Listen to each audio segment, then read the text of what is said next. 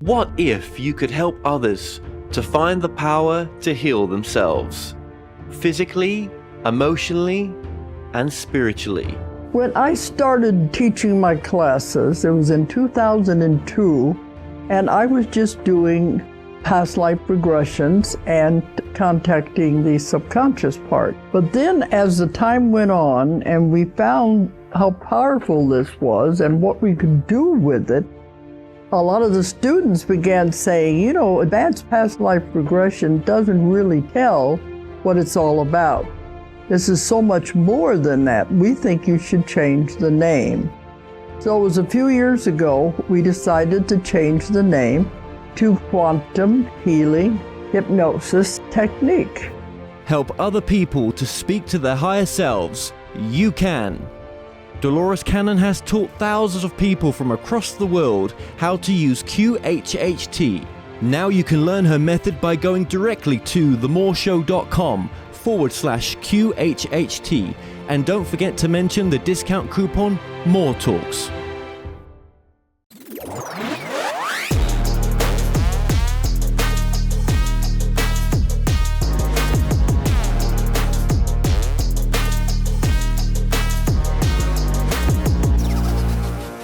Now, Jacky, better known as the Angel Lady, is a best-selling author and paranormal expert. Her sister Madeline is a paranormal researcher and writer, and has provided psychic research to many popular magazines. Together, they have just written a fascinating account of a communication they had both with their father in the book, Call Me When You Get to Heaven. Jacky and Madeline, welcome to the show. Thank you very much. Thank you. Now, just to begin with, Jacky, what is an angel? Because that's a lot of your first work was based on that angel work, wasn't it? Absolutely. Different things to different people. There's the traditional being that you would read about in, say, the Bible, for example. So something white and glowing with wings.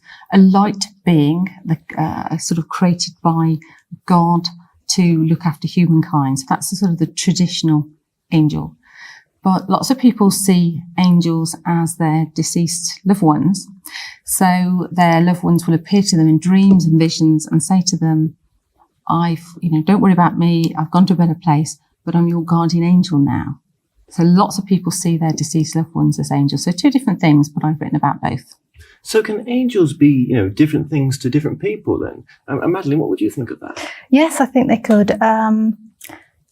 Traditionally, angels are the big sort of beings of light, Christmas card angels, that type of thing. But I think regularly people do think of their deceased family, their loved ones, as their angels who are looking out for them on the other side. Yeah, because angels have appeared in all sorts of, different religions all throughout the centuries, haven't they?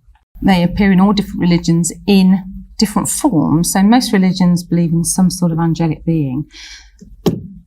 But in my research, I've discovered that people who have no religious beliefs, no religious backgrounds, still have angel experiences. So believing in angels doesn't mean either way that you're more likely or less likely to have an experience. Do you think that angels can intervene in certain situations then? Even if you don't believe in angels, you could just dismiss what could have been an angel, but can they intervene? Yeah. I say that occasionally. Mostly my work is about that. It's about people's real life experiences with angels, or what they call angels, what they believe to be angels. And people are saved by the roadside. Suddenly a mysterious stranger comes along, fixes the tyre and disappears into the night. So that's a sort of, that's one type of experience where people will see a human type of angel that disappears. But then there are others where you're more likely to have these types of experiences and encounters if you're unconscious, say, for example, or during an illness or an accident, when you're in an altered state of consciousness. And then that's when people are more likely to actually see something or sense something. They feel somebody hold their hand and say to them, everything's going to be okay. Dreams, that's another one. We have most of our experiences in dreams. Now, sometimes it can just be a voice. Perhaps you're driving and you might hear a voice saying, it's time to slow down. And as you turn the corner, there's an accident ahead, something like that. And people would say that would be an angelic experience. But do you think that's what some people would just call the voice in my head? But you're calling it, you would say that's probably an angel experience, or at least some sort of spirit guide experience. Yeah, I mean, that's what I would call it. I mean, if you want to call it gut instinct or intuition, I think, that you each have to call it what you feel that it is. But even that in itself, pretty miraculous, really, isn't it? Where did that voice come from? Where did that come from? Is that sort of higher aspect of yourself? And would you say that children are more susceptible to see angels, or can children actually communicate with angels? Our little ones have seen them, haven't they? Your son Sam, when he was a baby. Well, he had experiences, that I interpreted as him seeing something in the room, very tiny, tiny baby, clearly engaging with something in the room that nobody else could see. And your daughter had an experience, yes, my eldest she? daughter, on the day of our grandmother's funeral, I hadn't spent any time with her during the day. A friend had looked after her. And then when we went back to the house, I thought, I need to spend a bit of time with her. And we sat in the middle of the floor with bricks, and we were just playing around with little bricks. And she was just a toddler and couldn't speak many words, but suddenly looked up at the ceiling and said, "Look, Mummy, a fairy man." Well, I mean, what's a fairy man but a man with wings? And she didn't know what an angel was, but she'd seen something upon the ceiling that I hadn't seen. And it was just interesting that it was the day of my grandmother's funeral. I mean, do you think that, for example, on the day of your grandmother's funeral, do you think she could have been with other people as well? Can angels be in multiple places? Yeah, I think so. I mean, they're not bound by the rules of time and space that we know it. I mean, they are not. They're interdimensional beings. I think you probably call We touch on that in the book as well with spirits, where it reminded me of quantum physics, if you like, where something can be in more than one place at one time, which in itself is a bit mind-blowing. Yeah, it takes a lot to get your head around that. It's beyond our probably perception, isn't it, really, on this plane. But how do you know, then, that you're being communicated to by an angel? What if it's some other sort of being? I mean, how would you know the difference? And are there any differences? It's hard to know sometimes, isn't it? I think it's your interpretation of that. And what I would call a spirit, a past loved one, somebody else might call their angel or their guardian angel. So it's something otherworldly, it's something that isn't sort of on this earth plane. Usually it's a sense of feeling as well. People will say to me, I had this experience and it was an angel. And then they say, well, I can't prove it to you.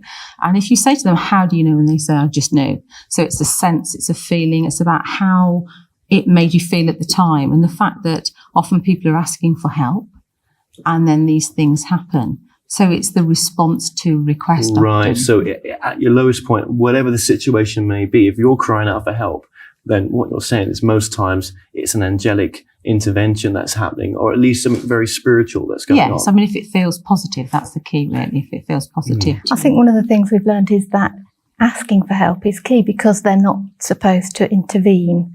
Well, is that right? So if you ask for help, then that help hopefully would get granted. But if you don't ask, it's a fine balance between interfering in your life. Yes, because I mean, you've still got to have that road of free will, haven't you? Absolutely. Yeah.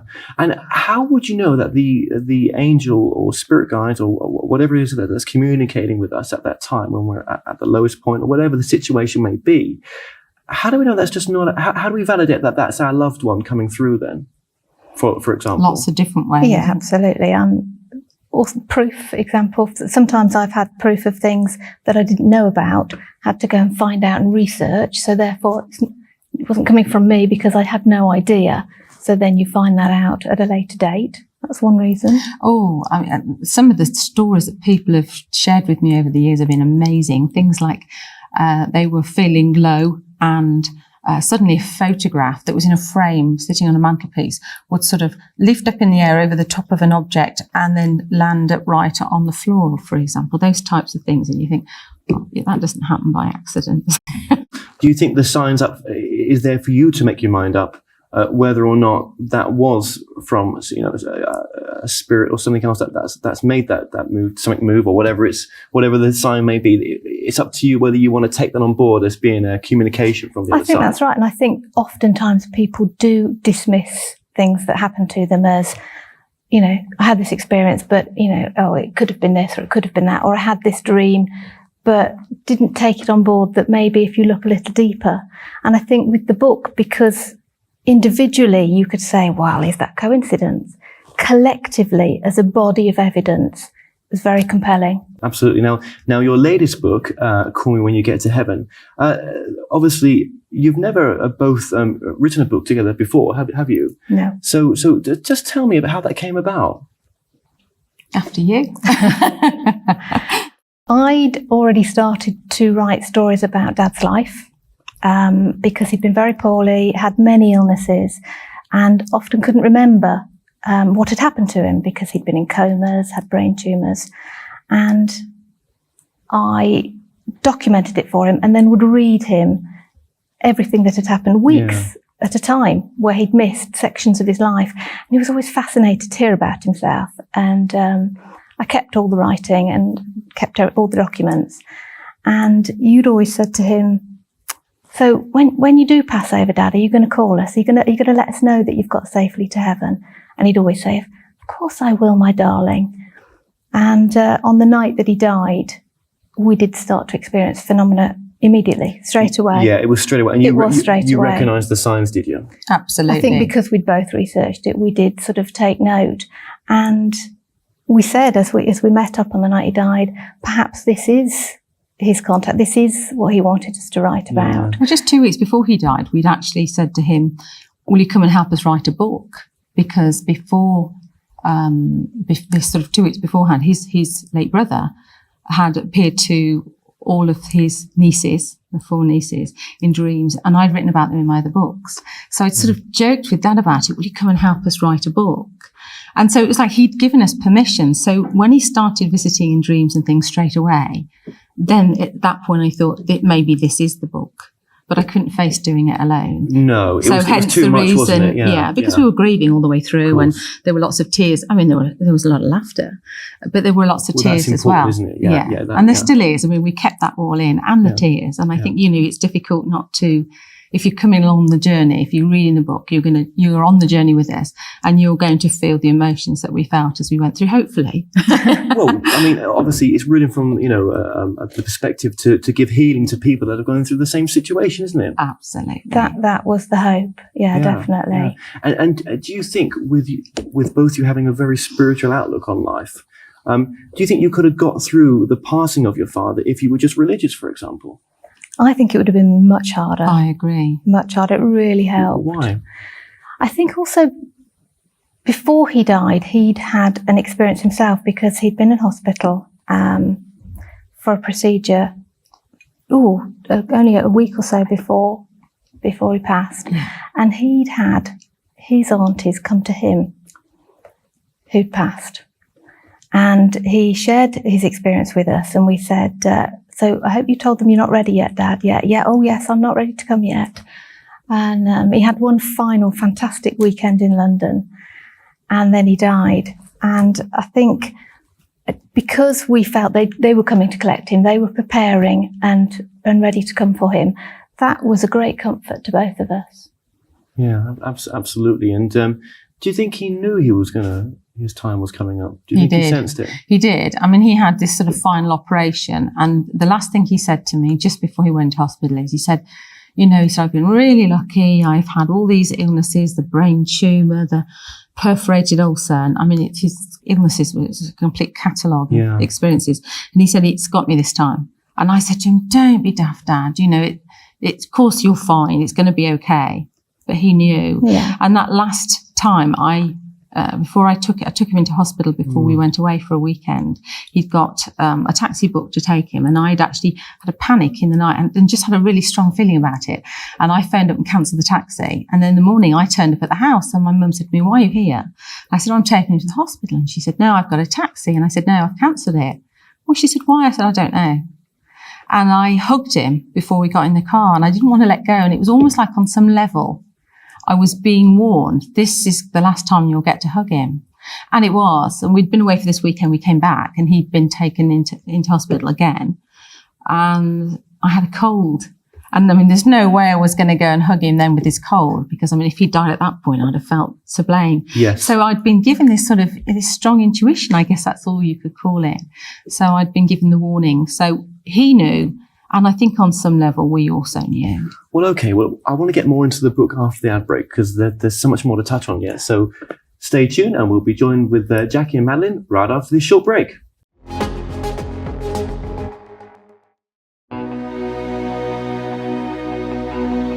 You're on a journey right now, a destination where you are headed full of adventure. And all around you are clues pointing you in the direction of your higher purpose and dreams. The signs and synchronicities can be seen whilst on a trip, at your local coffee shop, within your social networks. The road to your success and happiness is scattered throughout the pictures of our days. Simply make the connection, that's all. Channeling.com is your source for highly regarded spiritual readers who can direct you on your journey. Use the code TMS1 to receive a discount on your first reading.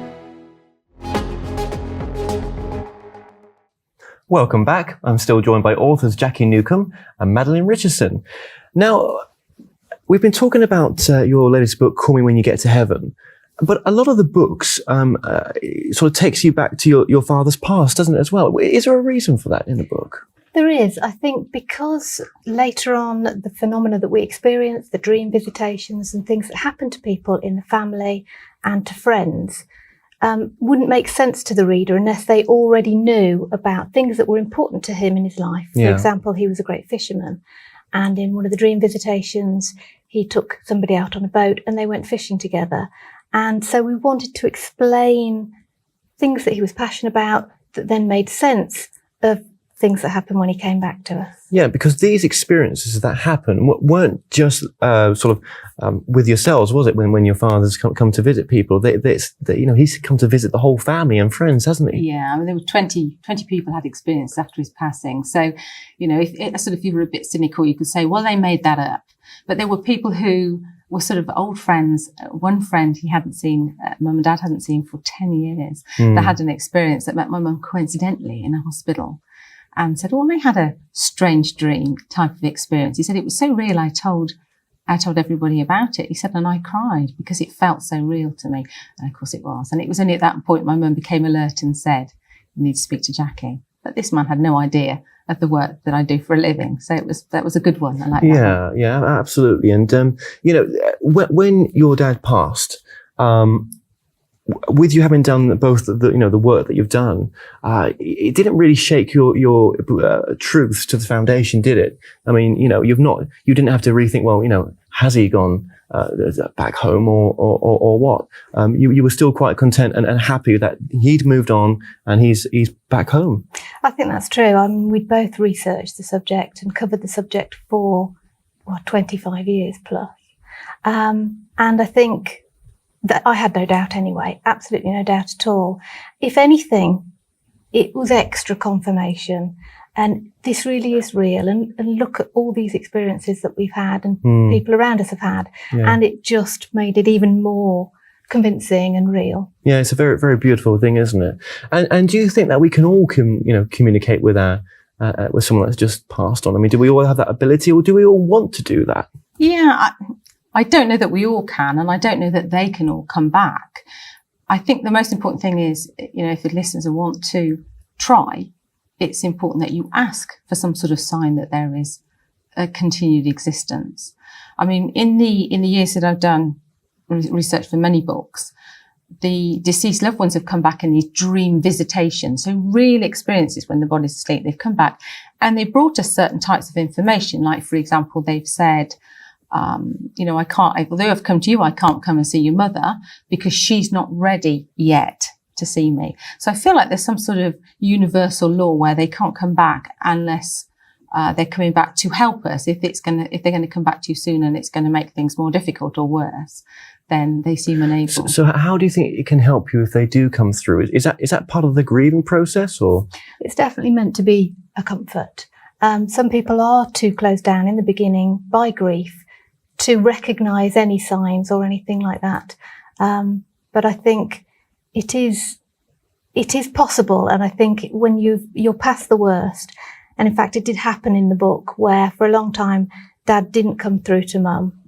And right at the end, sort of 6 months on, he came through to Mum, sat on the end of her bed, woke her up, in fact, and she spoke to him. and said, "Oh, what are you doing here?" Reached round to put the light on, and it had all gone, finished. But she knew it was him. Yeah. And he sat there, and I think she wasn't ready earlier than that. We were, maybe because of our belief system, maybe it was stronger with us, maybe is his wife, I don't know. She wasn't ready before then. What did that do for her then at that point? At that point, it was a great comfort to her, and she was very excited by it. Oh, she was thrilled. Yeah. Very excited by it. I think earlier on, I wondered whether she'd had an experience, because she said she'd gone visiting friends, woken up in a strange bed, and thought for a moment, oh, he must be in the bathroom, and then remembered all over again that he'd died, and felt terrible sadness and grief. And I thought, I wonder if he had been with you, but because you are now so upset by it, he then left it again for a bit longer. Yeah, and do you think that we can sometimes? I suppose it's like sensing when someone in the flesh is behind us. We just know they're there, don't we? They're there, definitely. And do you think it's the same feeling for when someone else's spirit is sort of moving? Lots of people have had that experience where they're doing the ironing or the washing up, and they say, "Oh, I felt my deceased mother come and stand behind me."